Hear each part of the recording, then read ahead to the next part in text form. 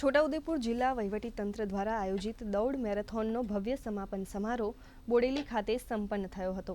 આ પ્રસંગે રમતગમતની સાથે સાંસ્કૃતિક વિવિધતાનો સંગમ જોવા મળ્યો હતો.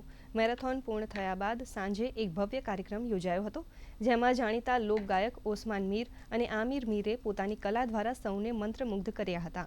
આ પ્રસંગે ધારાસભ્ય અભયસિંહ તડવી, જિલ્લા ભાજપ પ્રમુખ ઉમેશ રાઠવા, જિલ્લા કલેક્ટર ગાર્ગી જૈન અને અન્ય ઉચ્ચ અધિકારીઓ તેમજ હજારો નાગરિકો ઉપસ્થિત રહ્યા હતા.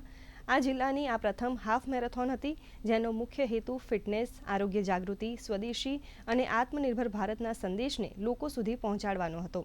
હજારોની સંખ્યામાં દોડવીરોએ આ મેરેથોનમાં ઉત્સાહપૂર્વક ભાગ લઈ જિલ્લાની એકતા અને સાંસ્કૃતિક વિરાસતનું દર્શન કરાવ્યું હતું.